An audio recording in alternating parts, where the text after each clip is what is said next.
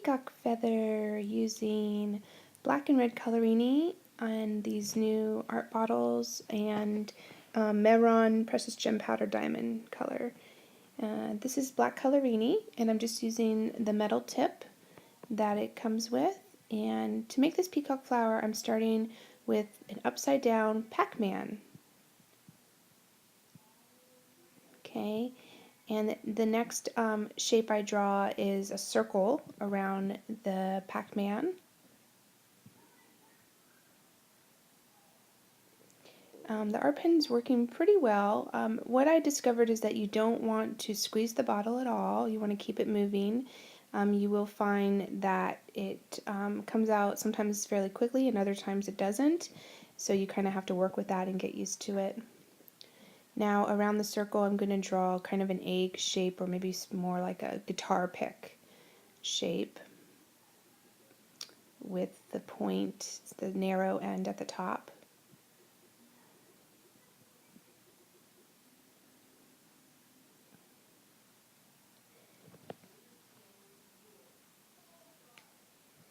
So you can see how it sometimes comes out kind of, it can blob up, so you definitely need to, roll back around the design a few times to get a really nice, even look.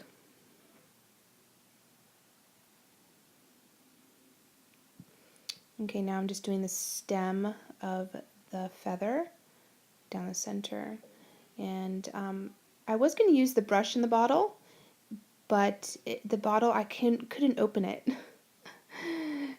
So I ended up just using this part to do the feathers, and I will be using the brush out of the red bottle. I was able to open that. So I guess something to be careful of is making sure that your rim around the bottle is completely clean before putting the brush cap back on, because I couldn't open it.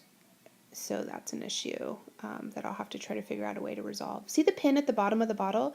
That's to clear any clogs up, which I haven't experienced with the Colorini yet, but I have experienced it with the glue in the cone. The glue inside the bottle. Now I'm just applying some feathers in a wispy-like motion, and they kind of all point a little bit up. So I don't want to go straight across, and I don't want to go quite up either, so I'm kind of doing little curves. And what I'm doing here, as you see, is I'm gradually getting those pieces smaller and smaller, and when at the very bottom they're just tiny. These top ones wrap around that egg shape, and as you'll see in a minute, I'll come back up to the egg shape and I'll kind of wrap around it a bit. And so here we go. So it wraps around and then comes up and over, little wisps. So you get the feeling that it's flowy.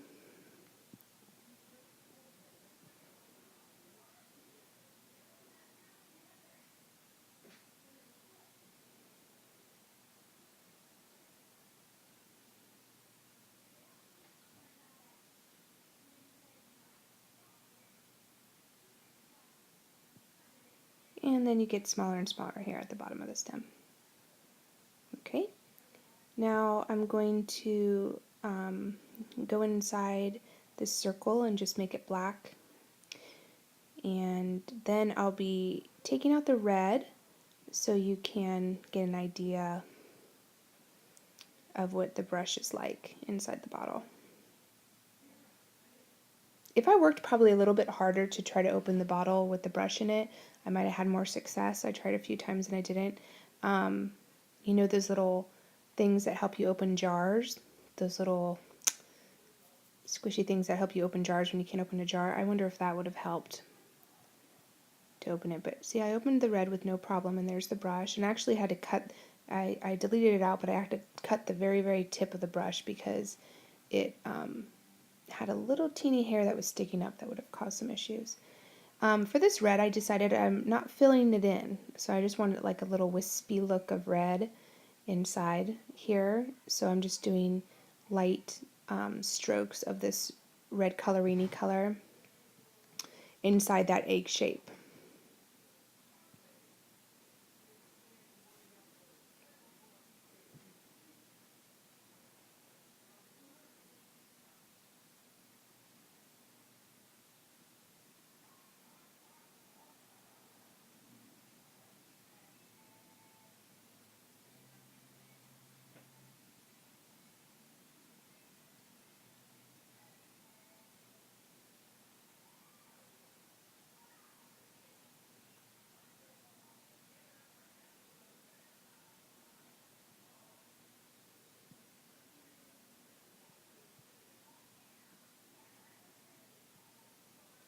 Now, at this point, when you finish your piece, you have a couple options. You can leave it as it is, and that's fine.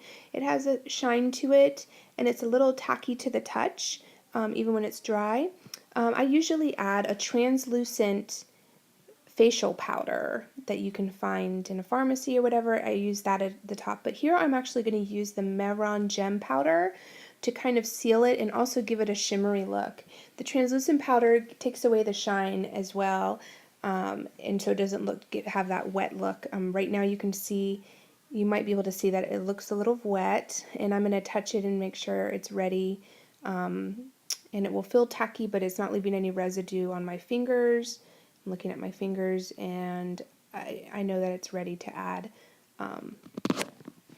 some powder. So like I said, you can add translucent powder now. That's what I normally add to give it a real tattoo look.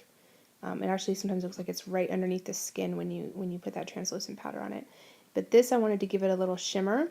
I love the way that this gem powder sticks to the Colorini, and it makes it look really cool. It also sticks to the skin.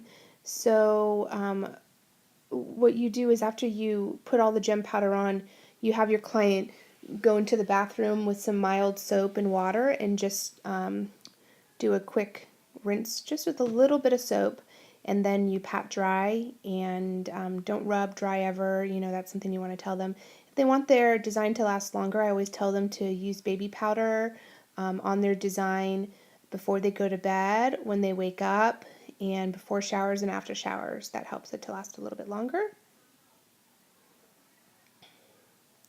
And so I'm doing the final touches here, and then I'll come right back to show you the design after I washed it off in the bathroom. And there it is. I think it looks pretty neato with the gem powder on top. You can use all different kinds of micas on top and see how the Colorini reacts to it. And it does stay on that way for anywhere from a few days up to a week, I think, or like 3 to 5 days or something is what I normally say for Colorini.